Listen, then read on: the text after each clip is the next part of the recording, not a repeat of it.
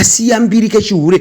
hama ameno DZOUYA idzi ku Instagram hai queen panyaya yamataranyika FIRIPI kuti ihure it's true vakamitisa mukadzi wemunin'ina wavo kumusha kwavanobva vanonyadzisa baba ivavo please hide musandiyanike queen ndamubudisa zita rake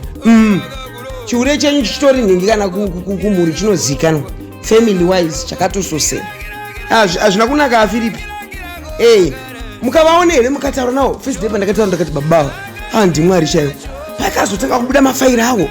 ana madam boss ava namadam-boss ayo vanokwirirwa muofisi vanaroreni zvaikwirirwa muofisi izvi shiri zvasiwa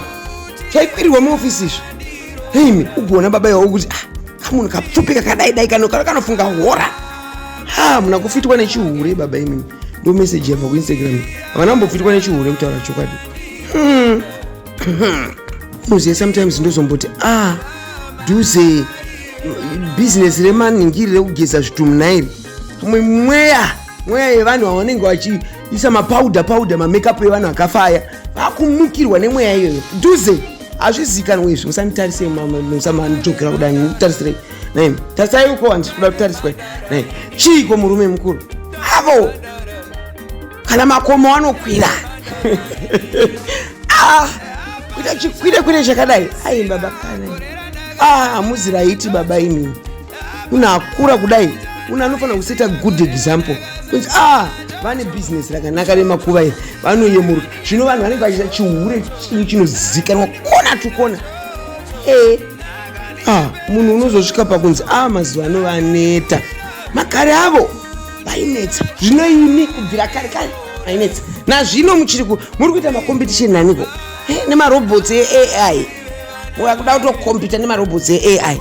sororai baba imi muchazvirudza mwe musi muchangoti muchikwira ndiye mamaomera pamusoro peiyo mahure emaharara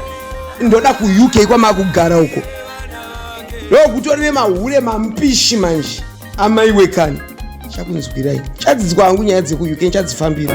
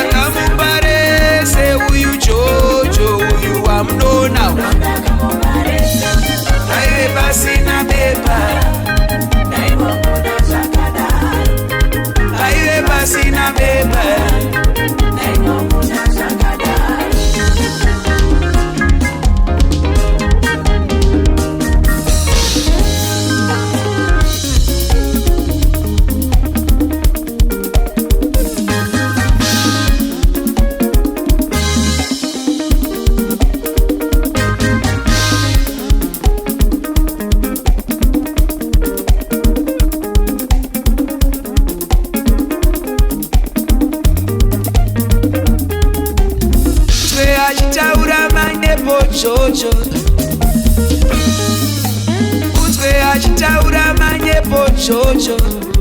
kanzi baby ndokurora ndiwe amaire musha chocho hapana chandaiziva ini pana chocho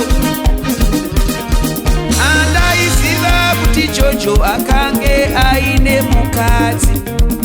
andaiziva kuti chocho akange aine mukadzi aiwa chocho akandiyembera chocho akandifurira chocho akandiyembera chocho akandifurira kuti achandiura ndigova mai vevana vake